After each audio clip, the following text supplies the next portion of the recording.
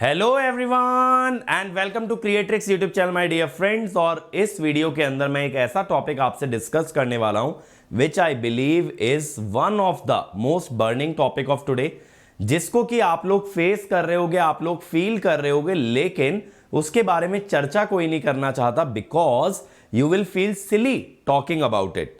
And what is that? That is calculation mistake. हमें कहते हुए भी शर्म आती है यार, मेरे से कैलकुलेशन मिस्टेक हो जाती है, क्योंकि कहीं ना कहीं ऐसा लगता है एक ग्रुप के बीच में मजाक उड़ाया जाएगा, यार तुमसे कैलकुलेशन नहीं हो पाती है। तो फर्स्ट थिंग बेटा, let us normalise mistakes. Mistakes happen. आप मेरे पीछे पोस्टर देख रहे होगे, यहां पे मिस्टेक्स की स्पेलिंग भी गलत है, होता है बेटा। प्रेशर के अंदर बहुत सिली मिस्टेक्स हो जाती है। जैसे मैं आपको एक चीज बताऊं, जब मैं IIT JEE का एग्जाम लिख रहा था बेटा, तो आप क्या मानोगे, 52 + 35 इसको मैं बार बार कैलकुलेट करके 77 निकाल रहा था, जबकि 52 + 35 इज ऑलवेज 87। जब मैं गेट का एग्जाम लिख रहा था, मैं फोरियर सीरीज डिराइव कर रहा था, तो फोरियर सीरीज के कोएफिशिएंट में बाहर जो 1/2 पाई आता है वो मैं खा गया, जिस कारण से मेरा आंसर गलत आ गया। तो इस टाइप की सिली मिस्टेक्स कॉमनली होती हैं। These are mainly due to the exam pressure. और बेटा, चाहे आप टॉप रैंकर हो, चाहे आप एक एवरेज परफॉर्मिंग स्टूडेंट हो, एग्जाम प्रेशर सभी को होता है, डर सभी को लगता है। तो these are very very common. लेकिन इस वीडियो के अंदर मैं इस पे बात नहीं करने वाला हूं, मैं बात करने वाला हूं कि कैसे आप इन मिस्टेक्स को मिनिमाइज कर सकते हो। तो देखो यार, सबसे पहली चीज, गेट के अंदर आपको दिया जाता है वर्चुअल कैलकुलेटर, और वर्चुअल कैलकुलेटर पे बहुत ही हाई स्पीड में कैलकुलेशन करना प्रैक्टिकली इंपॉसिबल है। चाहे फिर मैं ही क्यों ना हूं 2 बार फर्स्ट रैंक है, लेकिन मैं भी वर्चुअल कैलकुलेटर को बहुत फास्ट यूज नहीं कर सकता हूं। तो इसीलिए बेटा, कहीं ना कहीं आपकी डिपेंडेंसी होनी चाहिए आपकी सेल्फ कैलकुलेशन पे। जैसे अगर आप लोग देखते होगे मेरे वीडियोस, तो आप देखते होगे कि मैं कैलकुलेशन काफी फास्ट कर लेता हूं, ठीक है। 80-90% ऑफ द टाइम्स वो करेक्ट भी होती है, मैं मानता हूं 10% of the times it may go wrong. लेकिन how do I do that? Because I constantly play with numbers. मैं लगातार नंबर्स के साथ खेलता रहता हूं, उन्हें मल्टीप्लाई डिवाइड करता रहता हूं, तो बेसिक कैलकुलेशन में कर पाता हूं। यानी कि आपको ना विदाउट डेसिमल वाली कैलकुलेशन तो हाथ से ही करने आना चाहिए, unless there are very very big numbers involve. जैसे मान लो मैं आपसे पूछता हूं 23/7, इसको आपको कैलसी में डालने की जरूरत नहीं पड़नी चाहिए, आप सीधे डिवाइड करो। 7 3 21, कितना बचा? 2 बचा। 20 7 2 14, तो 3.2। 60 बचा। 7 8 56, तो 3.28 हमारे पास वैल्यू आ गई। तो कुछ इस टाइप से अगर आप मेंटल कैलकुलेशंस करते हो, जहां भी simple addition, subtraction, multiplication, division नजर आता है, तो बेटा आपका कॉन्फिडेंस बूस्ट होता है, आपकी कैलकुलेशन एबिलिटी इंप्रूव होती है, और आपका टाइम बहुत ज्यादा सेव होता है। दूसरी चीज, जब भी बच्चों आप कैलकुलेटर में डेटा डालते हो, कैलकुलेटर एक मशीन है, it can never ever give you a false result. अब 2 कारण होते हैं कि कैलकुलेटर से रिजल्ट गलत क्यों आता है। पहली बात कि आप वर्चुअल कैलकुलेटर को पूरी तरह से नहीं समझते हो। आप ये नहीं समझते हो कि वर्चुअल कैलकुलेटर में जो वैल्यू पुट करनी है वो किस ऑर्डर में करनी है, क्योंकि वर्चुअल कैलकुलेटर कहीं ना कहीं विंडोज कैलकुलेटर जैसा है, ना कि आपके साइंटिफिक कैलकुलेटर जैसा। तो वर्चुअल कैलकुलेटर के अंदर उतने लंबे लंबे एक्सप्रेशन नहीं लिखे जा सकते जितने आपके साइंटिफिक कैलकुलेटर में लिखे जा सकते हैं। और because we are used to scientific calculator, हम उसी ऑर्डर में टर्म्स इंसर्ट करते हैं, हमारी एक्सपेक्टेशंस वही रहती हैं, and at the end we get a wrong result.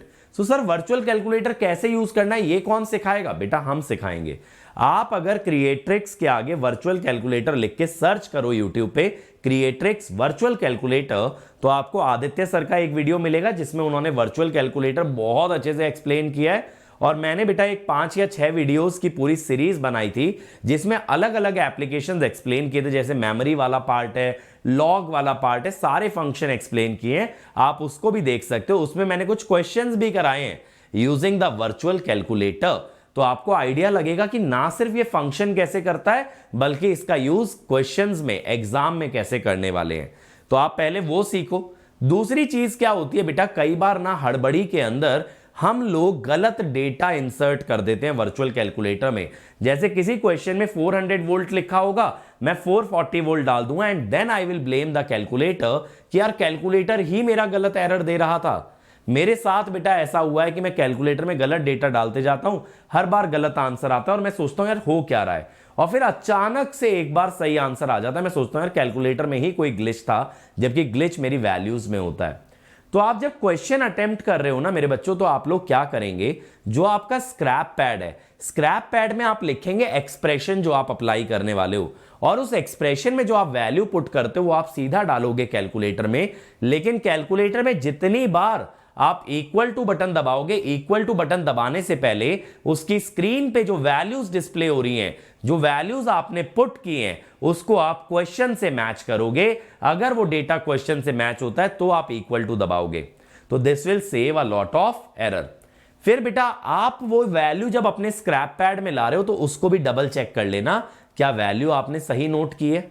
समझ रहे हो, ये छोटी छोटी जगह फ्लॉ होता है। डेटा इंसर्ट करने में फ्लॉ हो गया, कैलकुलेटर के रिजल्ट को कॉपी में लाने में फ्लॉ हो गया। अगर इस पे आप डबल चेक करते हो ना, हार्डली 1 से 2 सेकंड एक्स्ट्रा लगेंगे, क्योंकि यार एक नजर घुमाने में कितना टाइम लगता है, 1 या 2 सेकंड। मैं तो नहीं कह रहा पूरा वेरीफाई करो, लेकिन 1 या 2 सेकंड अगर आप एक्स्ट्रा दे दोगे तो दैट विल मेक श्योर कि आपका आंसर कभी गलत ना आए।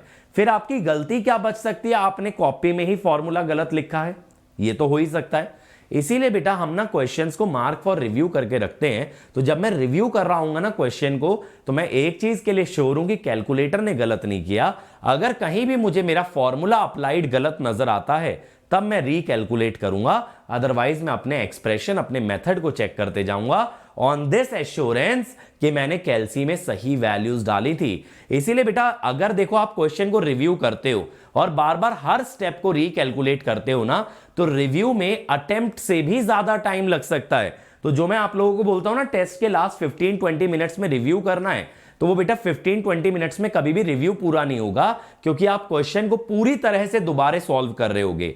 तो अगर आप चाहते हो आपका रिव्यू फास्ट हो तो आप पहले ही अटेम्प्ट में सही कैलकुलेशन करो, फिर रिव्यू में बस मेथड और फॉर्मूला चेक करना रहेगा।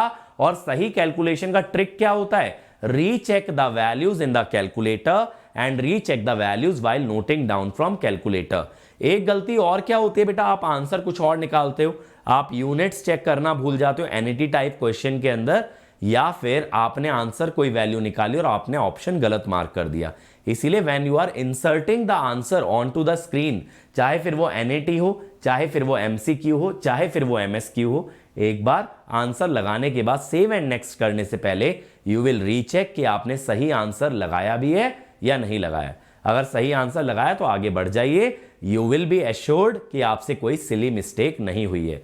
तो बेटा सिली मिस्टेक्स का ना 2 ही सॉल्यूशन होता है, एक तो बीइंग केयरफुल एंड एक डबल चेकिंग एवरीथिंग, जिससे कि आप बाद में कभी भी अनश्योर ना हो। तो मैं आपको यही कहूंगा बेटा कैलकुलेशन वाला पार्ट एक ही बार कीजिए, फिर रीचेक करना क्वेश्चन को बहुत आसान हो जाता है।